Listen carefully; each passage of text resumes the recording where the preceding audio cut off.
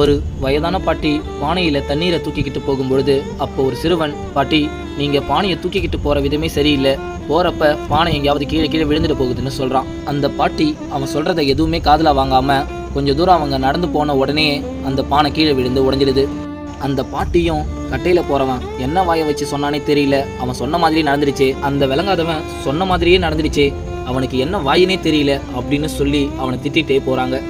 அந்த சிறுவனும் இன்னொருத்தவர் சைக்கிளை ஓட்டிக்கிட்டு போகும்பொழுது, ஐயா இந்த பக்கமா சைக்கிளில் போகாதீங்க, நிறைய முள்ளும் கம்பிகளும் இருக்கு. அவரும் எதுவுமே காதில் வாங்காம அந்த வழியா சைக்கிளில் போறாரு. பார்த்தா திடீர்னு அவருடைய சைக்கிளும் பஞ்சர் ஆயிடுது.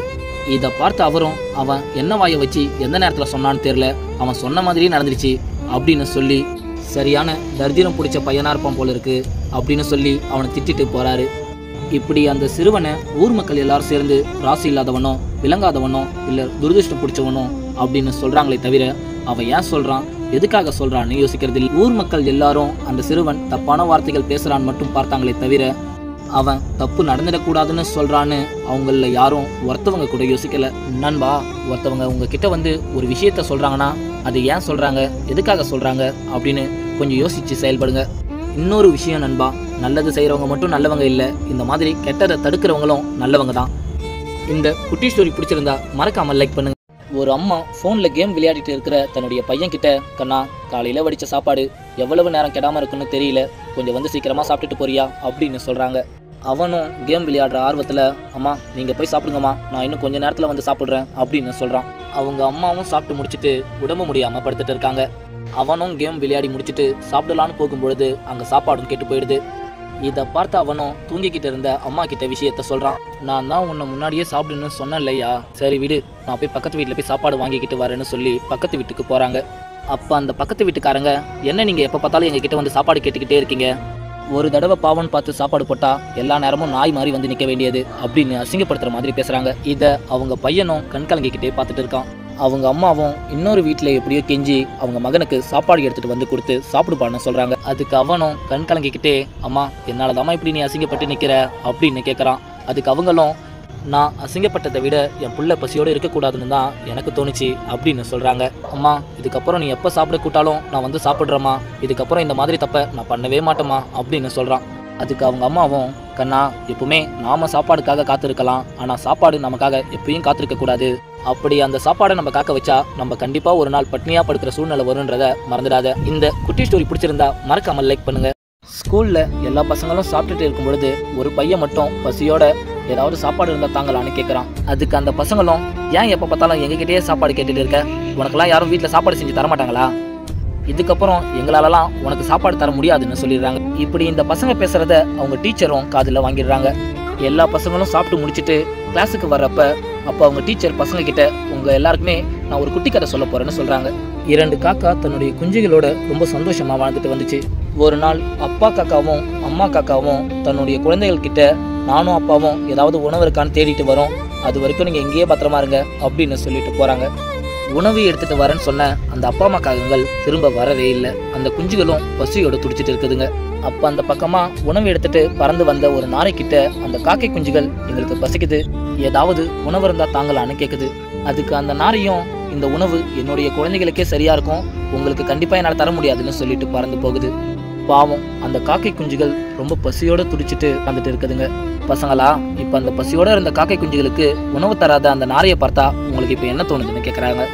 இப்போ உங்கள் மனசுக்குள்ளே அந்த நாரையை பற்றி கேவலமாக யோசிக்கிறீங்கல்ல, அந்த மாதிரி தான் இப்போ நீங்கள் சுதர்சனுக்கு பண்ணதும். பசங்களா, உங்களால் முடிஞ்ச அளவுக்கு இந்த மாதிரி அப்பா அம்மா இல்லாத பசங்களை கொஞ்சம் ஆதரிக்க பாருங்கள். இந்த குட்டி ஸ்டோரி பிடிச்சிருந்தா மறக்காமல் லைக் பண்ணுங்கள். ஒரு சிறுவன் ஒரு ஆட்டுக்குட்டியை ரொம்ப பாசமாக வளர்த்துட்டு வரான். ஒரு நாள் திடீர்னு அந்த ஆட்டுக்குட்டி காணாமல் போயிடுது. அவனும் ரொம்ப பதட்டமா அந்த ஆட்டுக்குட்டியை காணோன்னு சொல்லி ஊர் முழுக்க ரொம்ப நேரமா தேடிட்டு இருக்கான். அப்ப வழியில ஒரு பாட்டி, ஏன்பா ரொம்ப நேரமா எதையோ தேடிட்டு இருக்கியே, என்னன்னு கேக்குறாங்க. பாட்டி, என்னுடைய ஆட்டுக்குட்டி ரொம்ப நேரமா காணாம், அதான் தேடிட்டு இருக்கேன் அப்படின்னு சொல்றான். அந்த பாட்டியும், ஐயோ அது உன்னுடைய ஆட்டுக்குட்டியாப்பா, பக்கத்துல இருக்கிற கிணத்துல அந்த ஆட்டுக்குட்டி விழுந்து இறந்து போயிருக்குப்பான்னு சொல்றாங்க. அவனும் ஓடி போய் பார்க்குறான். அங்கே உண்மையாகவே அந்த ஆட்டுக்குட்டி கிணத்துல விழுந்து இறந்து கிடக்குது.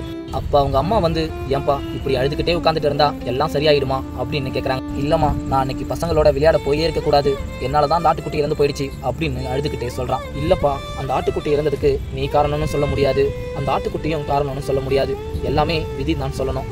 சில நேரங்களில் நம்ம வாழ்க்கையில் விதி கொடுக்கக்கூடிய கஷ்டங்களை நம்ம தாங்கிக்கிட்டு அதை ஏற்றுக்கிட்டு அந்த கஷ்டங்களை கடந்து போகிறது தான் நம்ம வாழ்க்கையோடைய இயல்பே. கண்ணா, இதை ஏற்றுக்கிறது கொஞ்சம் கஷ்டம் தான், ஆனால் அதையே நினச்சி அழுதுட்டு உட்காராம அதை கொஞ்சம் கடந்து போக பாருங்க. இந்த குட்டி ஸ்டோரி பிடிச்சிருந்தா மறக்காம லைக் பண்ணுங்க. ஒரு கோமாளி திருடனுக்கு கீழே ஒரு தங்க மோதிரம் கிடைக்குது. அவனும் அந்த மோதிரத்தை அடகு கடையில் கொடுக்கும் பொழுது இது தங்கம் இல்லப்பா, இது வெறும் கவரிங்னு சொல்லிடுறாங்க. அந்த திருடனும் சோகமா வெளியே வரப்ப ஒரு சின்ன பொண்ணு கீழே எதையோ தேடிட்டு இருக்கிறத பார்த்துட்டு என்னப்பா தேடுற அப்படின்னு கேட்கறான். அதுக்கு அந்த பொண்ணும் இல்லைனா என்னோட மோதிரத்தை காணோம், அதான் ரொம்ப நேரமா தேடிக்கிட்டு இருக்கிறேன், அந்த மோதிரம் எங்கேயுமே கிடைக்கல அப்படின்னு சொல்லுது. அந்த கோமாளி திருடனும் அவன் கிட்ட இருந்த மோதிரத்தை காட்டி இந்த மோதிரமா பாரு பாப்பா அப்படின்னு கேட்கறான். அந்த மோதிரத்தை பார்த்ததும் அந்த பொண்ணு சந்தோஷத்துல ஆமாண்ணே, இந்த மோதிரத்தை தான் நான் தேடிட்டு இருந்தேன், ரொம்ப நன்றிண்ணே அப்படின்னு சொல்லிட்டு கையில போட்டிருந்த தங்க வலையில எடுத்து அவன்கிட்ட கொடுக்குது. இதை பார்த்த அந்த கோமாளி திருடனும் சிரிக்கிறான். ஏன் பாப்பா, கேவலம் ஒரு கவரிங் மோதிரத்துக்காக தங்க வலையிலேயே கழட்டி கொடுக்குற, இந்த தங்க வலையில விட கேவலம் அந்த கவரிங் மோதிரம் என்ன அவ்வளவு பெருசா அப்படின்னு கேட்கறான். அதுக்கு அந்த பொண்ணு சொல்லுது, எங்க அப்பாவுக்கு ஒரு சின்ன ஆக்சிடென்ட் ஆயிடுச்சு, அதுல அவருடைய 2 கையும் இழந்துட்டாரு. அவர் 2 கையை இழந்திருந்தாலும் எனக்காக உழைச்சி முதல்ல வாங்கி கொடுத்த மோதிரம் அது. உங்களுக்கு வேணா இந்த தங்க வலையில் பெருசா தெரியலாம், ஆனா எனக்கு இந்த கவரிங் மோதிரம் தானே பெருசு அப்படின்னு சொல்லுது. இதை கேட்ட அந்த திருடனும் சோகமா தலையை குனிஞ்சு நிற்கிறான். இந்த குட்டி ஸ்டோரி பிடிச்சிருந்தா மறக்காம லைக் பண்ணுங்க. ஒரு சிறுவன் நிறைய புறாக்களை வளர்த்துட்டு வரான். அவன் என்னதான் நிறைய புறாக்களை வளர்த்துருந்தாலும் அவன் ரொம்ப பாசமா இருந்து கவனிச்சுக்கிட்டது எல்லாமே அந்த பட்டு என்ற ஒரே ஒரு புறாவை மட்டும்தான். அவன் அந்த ஒரு புறாவை மட்டும்தான் ரொம்ப பாசமாகவும் ரொம்ப அன்பாகவும் கவனிச்சுக்கிட்டான். அதனாலேயே அவன் மற்ற புறாக்கள் கிட்ட அவன் பாசமாகவே இருக்கிறதில்ல.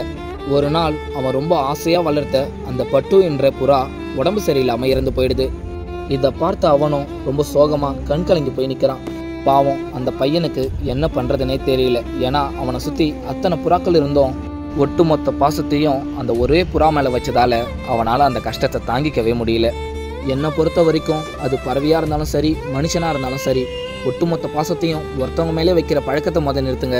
அந்த ஒருத்தவங்க உங்கள் வாழ்க்கையை விட்டு பிரிஞ்சா அந்த கஷ்டத்தை உங்களால் தாங்கிக்கவே முடியாதுன்றதை மறந்துடாதீங்க. இந்த குட்டி ஸ்டோரி பிடிச்சிருந்தா மறக்காமல் லைக் பண்ணுங்க. உங்களுக்கு எந்த குட்டி ஸ்டோரி பிடிச்சதுன்றத மறக்காம கீழே இருக்கிற கமெண்ட் பாக்ஸில் கமெண்ட் பண்ணுங்க. இந்த மாதிரி நிறைய குட்டி கதைகளை கேட்க கௌதம் ஸ்டோரி சேனலையும் சப்ஸ்கிரைப் பண்ணுங்க.